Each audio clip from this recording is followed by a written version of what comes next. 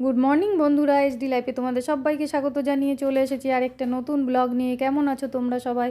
আশা করি ভালো আছো, আমিও ভালো আছি। তো দেখো বন্ধুরা, সকাল সকাল ছেলে বেরোচ্ছে, ও যাচ্ছে কলেজে। ওর তো পরীক্ষা চলছে, আগের ভিডিওতেই তোমাদের বলেছি। তো দেখো বন্ধুরা, সকাল সকাল কিন্তু আমি রান্নাবান্না অর্ধেকটা করে নিয়েছি। টুকিটাকি কাজ যেগুলো থাকে সেগুলো হয়েছে। ছেলেকে রান্না করে তারপরে খাইয়ে দিয়ে রেডি হলো। ও এই যে এবার বেরোচ্ছে। ও বেরিয়ে গেলে পরে বাকি যে রান্নাটুকু আছে সেটুকুও আমি সেরে নেব। যেহেতু আমি বেরোচ্ছি, একটু পরেই বাপের বাড়ি যাব, মনসা পুজো আছে তোমাদের তো বলেইছিলাম। তো সেই কারণে ওর বাবা কাকার জন্যে রান্না তো করে রেখে যেতেই হবে। তো বাকি রান্নাটা আমি এবার ঘরে গিয়ে করব। করে তারপর ঘর দুয়ার গুছিয়ে বিছানা টিছানা গুছিয়ে কাজ সেরে স্নান করে পুজো দিয়ে তারপর আমি রেডি হব যাওয়ার জন্যে। আর এদিকে দেখো, ফুল রাখা রয়েছে পাঁচিলের ওপরে, পাঁচিলের ওই পাশ থেকে পিসামশাই তুলে রেখে দিয়েছে। আর এইটা কেনা ফুল দিয়ে যায়। চলো এগুলো নিয়ে ঘরে যাই, এগুলো রেখে আবার রান্নাটা করব। রান্না হয়ে গেলে পরে বিছানা টিছানা গুছিয়ে তারপর আবার স্নান করতে যাব। তো দেখো বন্ধুরা, কী অবস্থা ঘরের মধ্যে। সব তো যার যার মতো কাজে বেরিয়ে গেছে, ওর বাবাও কাজে বেরিয়ে গেছে, ছেলে চলে গেছে কলেজে। এবার আমি এইগুলো গুছিয়ে গেছি, স্নান করতে যাব। ওরা তো যেতে পারবে না। তো দেখো বন্ধুরা, চলে এসেছি স্নান করে, পুজোও হয়ে গেছে আমার। শাড়িটাও পরে নিয়েছি, তোমরা দেখতে পাচ্ছ। তোমাদের তো বললামই, ওর বাবা দোকানে গেছে, ও যেতে পারবে না। আর ছেলে তো কলেজ গেল, ও যেতে পারবে না, তাই আমাকে একাই যেতে হবে। তো আমি রেডি হতে হতে দেখছি আমার কানটা ফাঁকা। আসলে আমি কালকে ঘুরতে গেছিলাম ওর বাবার সাথে, সেই কারণে সব সময় যে কানেরটা পরি সেটা খুলে রেখে অন্য একটা কানের পরে গেছিলাম। ফট করে সেটা মনে পড়ে গেল, না হলে আবার পরে ভুলে যাব। তাই কানেরটা আমি আগে পরে নিচ্ছি। তো চলো বন্ধুরা, রেডি হয়ে বেরোই, তারপরে তোমাদের সাথে আবার গিয়ে কথা বলছি। তো দেখো বন্ধুরা, চলে এসেছি আমি স্টেশনে। এবার আমি তো একটু আগে আগে এসেছি, তার মধ্যে আবার জানো তো ট্রেনটা অনেক লেট। আমি কোথাও গেলে না, আমি আগে আগে পৌঁছে যাই, কিন্তু যেটাতে যাব সেটার আর কোনো হদিশ থাকে না। তো যাই হোক, দেখো শেষমেশ ট্রেন এসছে, আমি ট্রেনে উঠেও পড়েছি। আর এদিকে দেখো ঝুড়ি ভাজা পাঁপড় ভাজা বিক্রি হচ্ছে। তো এখানে যে পাঁপড়গুলো বিক্রি করে না, সেই পাঁপড়গুলো খেতে না আমার খুব ভালো লাগে। তো প্রথমে ভাবলাম নিয়ে নিই, তারপরে দেখছি যে আমার কাছে তো ব্যাগে কোনো জায়গা নেই, রাখবো কিসে, সেই জন্যে আর নিলাম না। দুটো ব্যাগই ভর্তি, কেননা বাপের বাড়িতে গিয়ে দুদিন এবার থাকবো ভেবেই বেরিয়েছি। সেই ব্যাগটাতেও জামা কাপড়ে ভর্তি রয়েছে, আর যেটা আমার ছোটো ব্যাগটা তার মধ্যে ওষুধপত্র সব রয়েছে, সেটাতেও জায়গা নেই। তো দেখো আমি কিন্তু কথা বলতে বলতে ট্রেন থেকে নেমে পড়েছি। স্টেশনের পাশেই কিন্তু এই মিষ্টির দোকানটা। তো যেহেতু পুজো, সেই জন্য একটু মিষ্টি নিয়ে নিচ্ছি মায়ের জন্যে। ওদিকে তো পুজো অর্ধেক হয়ে গেছে। মা বলল ফোন করে যে পুজোটা তো হয়ে গেছে অর্ধেক, আর আমাদের এই পুজোটা অনেক পুরনো, এটার একটা নিয়ম আছে। আমার মা মানে পুজোটা নিজে করে, এটা আমার দিদিমার আমল থেকেই, দিদিমাও নিজেই করতো। আর আমাদের কাঁচা ঘটে পুজো হয়। আর এই পুজোটা একটা গল্প বলতে হয়, সেই গল্পটা বলেই পুজোটা কমপ্লিট হয়। তো মোটামুটি পুজোটা তো হয়ে গেছে, গল্পটার জন্যেই আমার অপেক্ষায় ওরা বসে আছে। তা আমাকে ফোন করে বলল তুই আয়, তারপরে গল্পটা করব, তারপর আমার পুজো কমপ্লিট হবে। আমি বললাম ঠিক আছে। তো যাই হোক, ট্রেনে উঠে পড়লে কিন্তু রানাঘাট থেকে এখানে আসতে খুব একটা বেশি সময় লাগে না, ঠিক 15 মিনিটও লাগে না, তার মধ্যেই চলে আসা যায়। তো সেই কারণেই ওরা আরও অপেক্ষা করছে। যখন ফোন করেছিল তখন তো আমার ট্রেন ছেড়ে দিয়েছিল। তো চলো বন্ধুরা, মিষ্টিটা আমার নেওয়া হয়ে গেল, এবার নিয়ে যাই বাড়ির দিকে। তো বন্ধুরা, মেন রোড দিয়ে যখন আসলাম তোমাদের দেখানো হয়নি, এইটা আমাদের বাপের বাড়ির গলি। চলেই এসছি। এই দেখো, বৃষ্টির সময় কাদা হয় বলে জামাইবাবু কদিন আগেই ইটগুলো পেতেছে। আর ওইদিকে দেখো সবাই বসে আছে আমার অপেক্ষায়, আমি ঢুকবো তবে আমাদের পুজো কমপ্লিট হবে।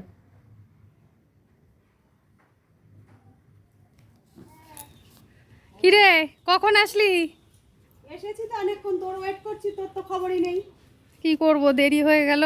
সকালে সংসারে কাজকর্ম সব সারলাম, ছেলের পরীক্ষা ছিল, ও গেল কলেজে, তারপরে সেরে সুরে বেরিয়েছি, তাও আবার ট্রেন লেট, ওই জন্য আরও দেরি হয়ে গেল। বস, মা এই গল্প এখনো শুরু করতে পারছে না, তুই আসিস নি বলে।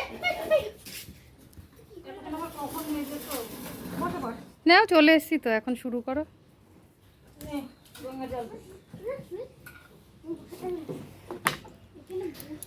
তো বন্ধুরা দেখো, মা এখন গল্পটা শুরু করবে, আমিও শুনি, তোমরাও শোনো।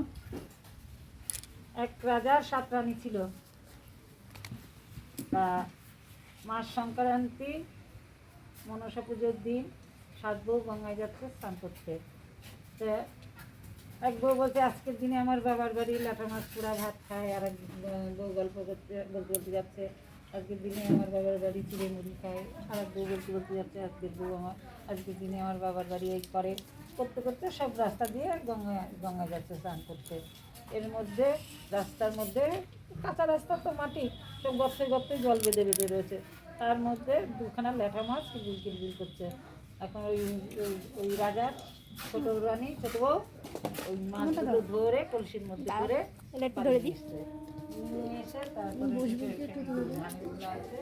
ধানের গুলোর মধ্যে দিতে করে। এখন ওই 1 মাস ধরে ধানের গুলোর মধ্যে থাকে, আর যেই ধান করতে যায় আর ফসফস করে, যেই ধান করতে যায় আর ফসফস করে। আর শাশুড়ি শ্বশুর একদিন বলে যে ও বৌমা তুমি কি নিয়ে এসেছো, এইগুলার মধ্যে রেখেছো, ধান পাচ্ছি গেলে খালি ফসফস করে। তা আমরা কতদিন আর এই করবো, কোথাও ট্রেন এসে যা ওগুলো সেখানে দিয়ে এসে। তখন বলছে 60 আমার কোনায় বলে দুই ভাই বলছে থাক বলে এরকম দিতে করতে করতে করতে করতে 1 মাস হয়ে গেছে। এখন কি আমরা কতদিন থাকবো, তোর শাশুড়িও তোর সঙ্গে মুখ কালাকালি করে, তা আমরা বাড়ি চলে যাই। এরকম করতে করতে তখন সে ছোটো বউ বলছে যে ভাই তোদের সঙ্গে আমিও যাবো, সবার বাড়ি আমিও যাবো। তখন বলছে যে যেতে পারিস, তাহলে আমাদের দেখলে ভয় পাবি না তো, আমরা তাহলে নিয়ে যেতে রাজি আছি। তখন বলছে না কোনো ভয় পাবো না, ওদের ছোটো বলে নিয়ে যাচ্ছে ওখানে গেলে। এখন সেই সব সমুদ্র চরের মধ্যে পাওয়া খায়, যতক্ষণ সমুদ্রে যত রাস্তা হেঁটে গেছে কিংবা গাড়ি ঘুরে গেছে মানুষ রূপে 2 ভাই সময় গেছে। তারপরে সব সমুদ্রে যখন তেরো নদী পার হবে তখন ওই নদী ধারে গিয়ে বলছে দিদি আমাদের দেখে যেন তুই ভয় পাস না, আমরা আমাদের নিজেদের দুধ হবো, তারপর তোর ভয় করার কারণও থাকবে না। 7 পল্ল করে আমি কাপড় চোখে বেঁধে নিই, 7 পল্ল কাপড় থেকে বেঁধে নিয়ে আমাদের 2 ভাই গলাতে বেঁধে নিই। তারপরে হচ্ছে ওরা নিজেকে তো দেখো বন্ধুরা, কাল রাতে কিন্তু আমি ভয়েসটা দিতে পারিনি, আর আজকে আমি ভয়েস দিচ্ছি সকালবেলায়, আর সমানে সকাল থেকে বৃষ্টি হচ্ছে, তোমরা কিন্তু একটু অ্যাডজাস্ট করে দেখে নিও। তো দেখো বন্ধুরা, এখানে এই যে পুজো হয়েছে আমাদের কাঁচা ঘটে, আর মা দেখো কিভাবে সাজিয়েছে, আর এইখানে দেখো কচু পাতার মধ্যে দেখতে পাচ্ছ তোমরা প্রসাদ দেওয়া হয়েছে। তো এইটার বিষয়ে তোমাদের সাথে আবার একটু পরে কথা বলছি। তো দেখতে থাকো, দিদির নাতি এই যে বেরিয়ে চলে যাচ্ছে, আর ওদিকে দিদির পায়ে যেন কিছু কামড়িয়েছে মনে হচ্ছে। কি হয়েছে তোর পায়ে? দেখ অবস্থা।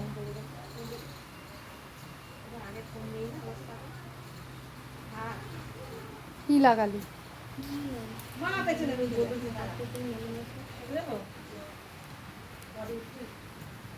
এই গাংনাপুরে আসলেই আমি কাঠ পিঁপড়ে দেখি আর কাঠ পিঁপড়ের গল্প শুনি। আজকে তো এসে দেখছি তোকে কামড়িয়েই দিয়েছে। হ্যাঁ, বলে রেখেছে সেইটার উপরে পা পড়েছে আর ওই বসে। তো দেখো বন্ধুরা, এখানে আবার মাসিকে বোন সাজাচ্ছে, দেখো ফটো তুলবে বলে কাপড় টাপড় ঠিক করে দিল, আর মাসিও সেই রকম এক্সাইটেড ফটো তোলার জন্যে। আবার দেখো ফটোটা কেমন হয়েছে সেটা আবার মাসিকে দেখাতে যাচ্ছে। মাসি তো দেখে খুব খুশি, আর ওদিকে দেখো মা বসে আছে, মা বসে বসে দেখছে ওদের কাণ্ড। তো যাই হোক বন্ধুরা, পুজো তো হয়ে গেছে, এইবারে প্রসাদ দেওয়ার পালা। মা সবার জন্য প্রসাদ রেডি করছে। এখানে দেখো প্রসাদটা দিয়েছে, এই যে গুঁড়ো প্রসাদটা দেখতে পাচ্ছ, এটাই কিন্তু আমাদের পুজোর মেন প্রসাদ। এটা মা চাল ভাজা, চিড়ে ভাজা, তারপর তিল ভাজা, আরও কি কি দিয়ে মা বানায়, আদাও দেওয়া হয় এর মধ্যে। আর এইদিকে দেখো মা মনসাকে দুধ কলা দেওয়া হয়েছে, ওই দুধ কলাটা থাকবে সন্ধে অবধি। তো দেখো বন্ধুরা, এদিকে কিন্তু আমরা সবাই মিলে প্রসাদ খেতে বসেছি। প্রথমেই আমাকে দেখো, আমাকে তো তোমরা দেখোই, আর এদিকে দেখো আমার ছোট বোন, ছোটো বোন প্রসাদ খাচ্ছে, আর ছোটো বোনের সামনে যে বসে আছে ওইটা আমার বোনের বড় মেয়ে। আমার বোনের দুটো মেয়ে, আর একটা মেয়ে ঘরে রয়েছে। আর এই দিকে দেখো মা আর মাসি, মাসি তো প্রসাদ খাচ্ছে, মা সবাইকে প্রসাদ দিচ্ছে। আর সামনে দাঁড়িয়ে আছে এটা দিদির ছোট মেয়ে, আর এইটা আমার জামাইবাবু। দিদির ছোট মেয়ে তো প্রসাদ খেতে খেতে সামনে এসে একটু নাচ করতে শুরু করেছিল।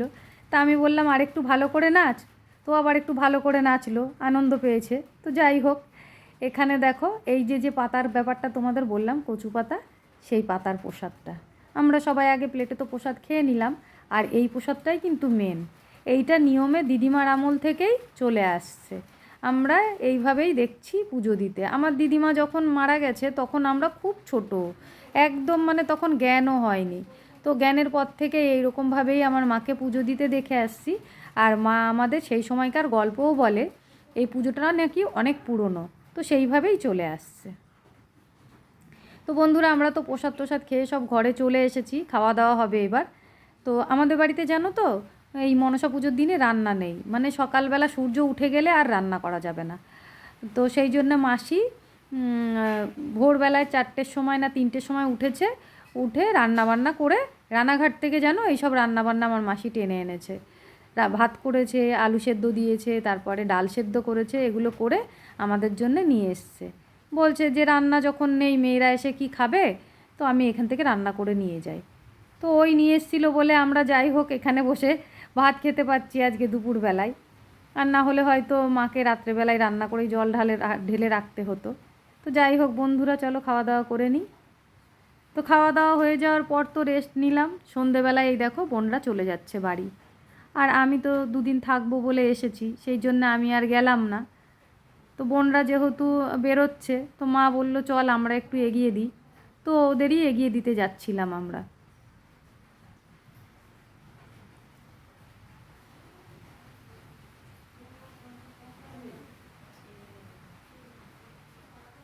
তো চলো বন্ধুরা, ওদের এগিয়ে দিই। আর আজকের ভিডিওটা আমার এই পর্যন্তই। তোমাদের যদি ভালো লেগে থাকে লাইক কমেন্ট করো, আর যদি চ্যানেলে নতুন হয়ে থাকো চ্যানেলটাকে সাবস্ক্রাইব করে আমার পাশে থেকো। তো আজকের মতন এই পর্যন্তই, টাটা বন্ধুরা।